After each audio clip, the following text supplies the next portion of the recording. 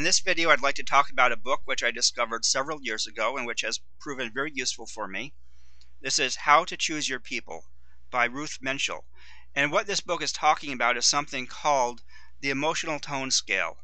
This is a scale that ranks emotional tones according to how survival-oriented they are, putting the more survival-oriented ones up at the top, the less survival-oriented ones down at the bottom.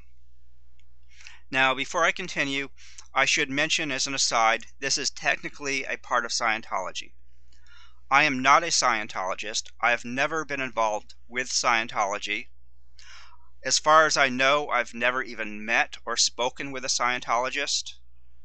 And so, of course, I am not speaking for Scientology.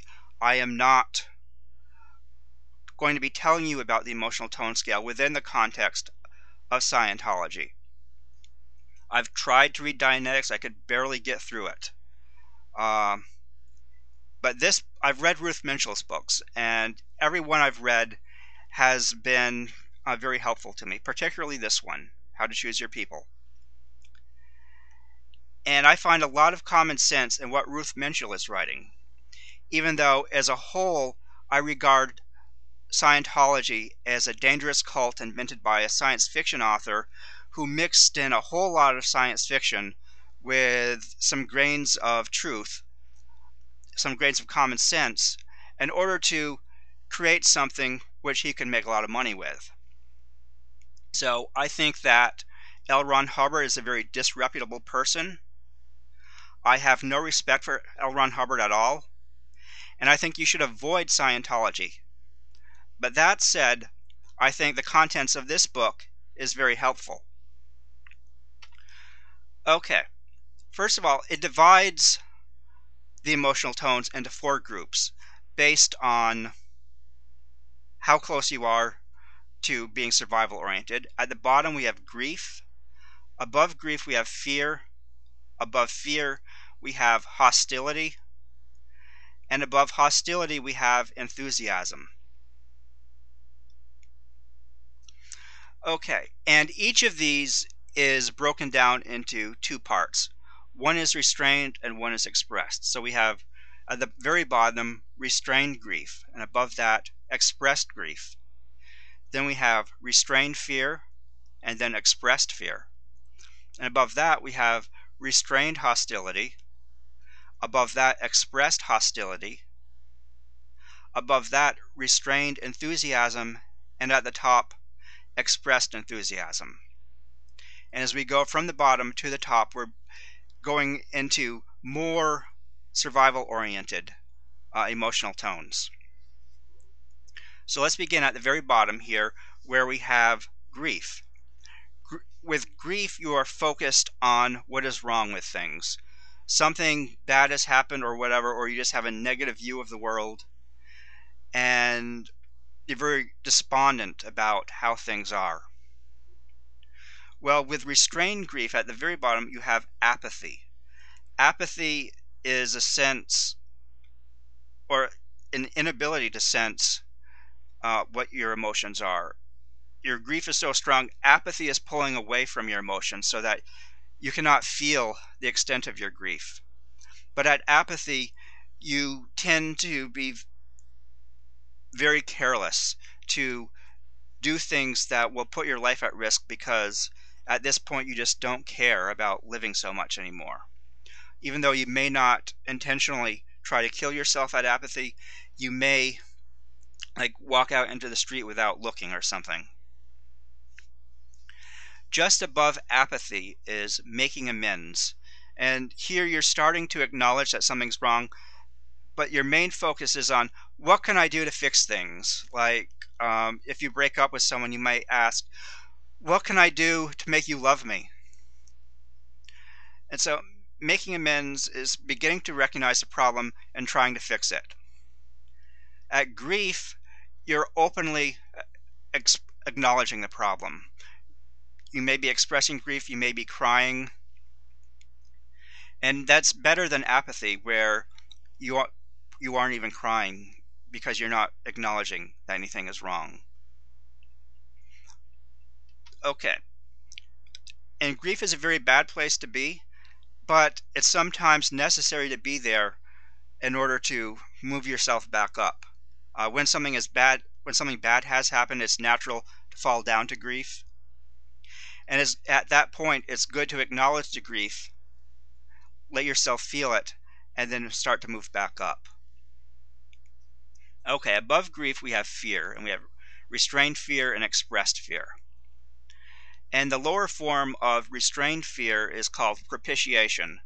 At propitiation, you are trying to please other people, but in an attempt to keep them from hurting you. The idea here is not to just be generous with people, to be unselfish with people, but to be such that other people will not be taking actions against you.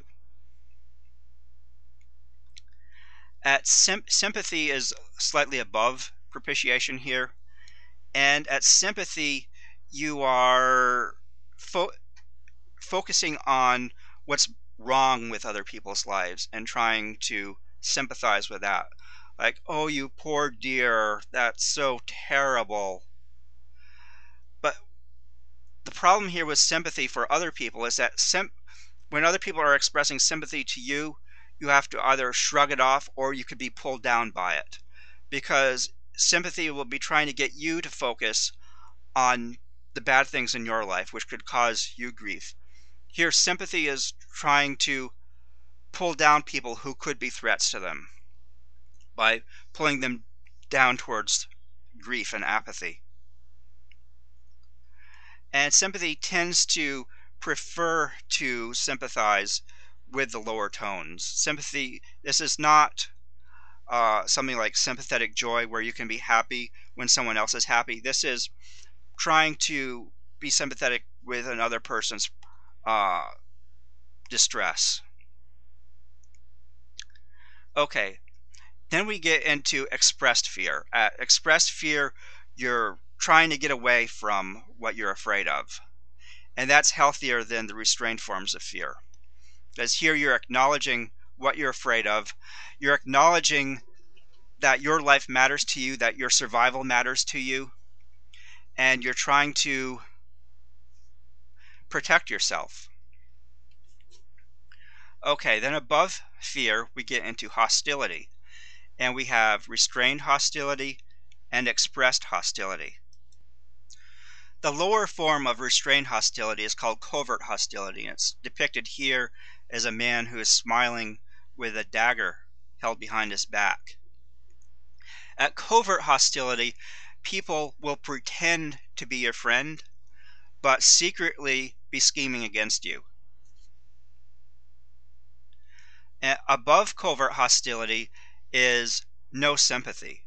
Oh, let me pause here. Covert hostility is also considered to be the most dangerous of the emotional tones.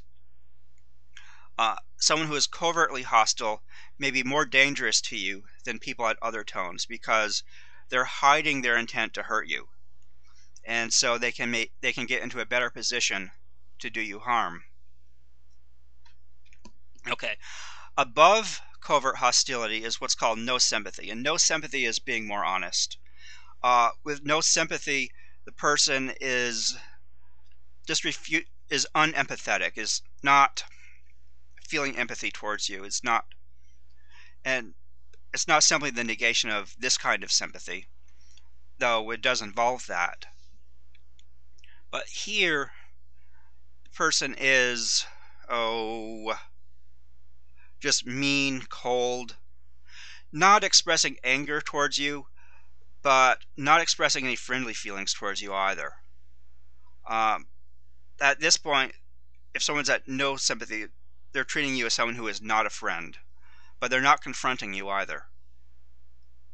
They're just being cold and indifferent to you. Okay, then we get into expressed forms of hostility. And we have anger, pain, and antagonism. At anger, well, you're expressing anger towards someone. Pain is where you're feeling pain. You can see a picture over here. Pain is different than grief. Pain may be physical pain. maybe some general pain with your life, some emotional pain, but not quite the same thing as grief here. The important thing to note here is that when you are in physical pain, it's more likely that you're going to feel anger or antagonistic towards someone. Okay, then at the top of expressed hostility, we have antagonism, and this is direct confrontation with people. And it's healthier than anger because it's really focusing on what the problem is you may have with other people. It's confronting other people and trying to do something about it.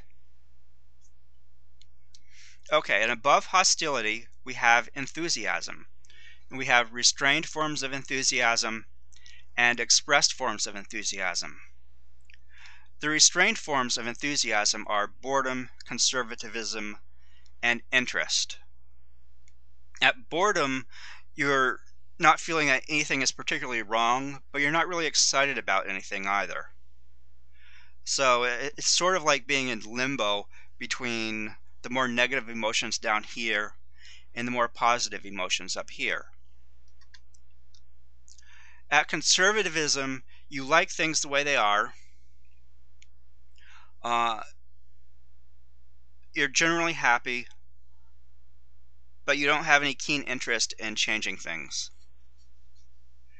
At interest, you're actively interested in survival and things that will promote your survival. You may be interested in exercise or in making money or various other things that will promote your interests. And finally, at the top, there is enthusiasm, which is expressed enthusiasm. We have expressed enthusiasm at the top, where you're openly happy with how things are and you're enjoying yourself. And you're not held down by fear or grief or hostility towards others.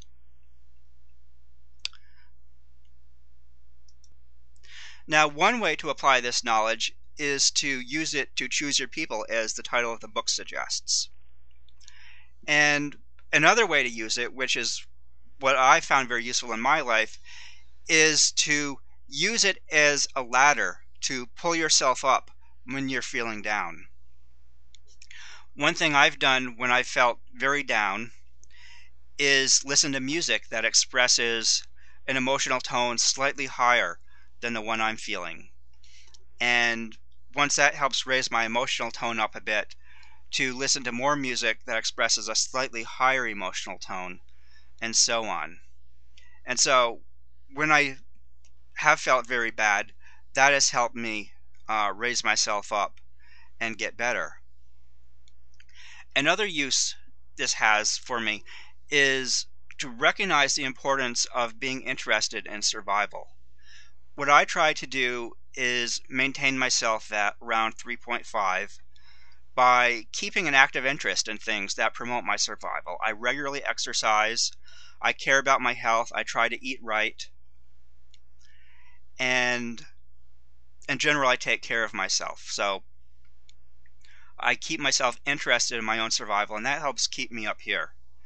And I also note when something happens to bring me down to hostility or fear or grief, and I can take counteractive measures to help pull myself back up.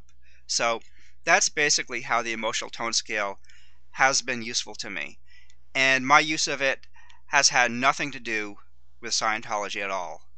And I think you could find it useful in your life as well. Lastly, I'm going to mention that this book can be read for free online from a variety of websites. And just go to Google or another search engine and type in How to Choose Your People, Ruth Menschel, and you should find some links to this, and you can read the entire book yourself.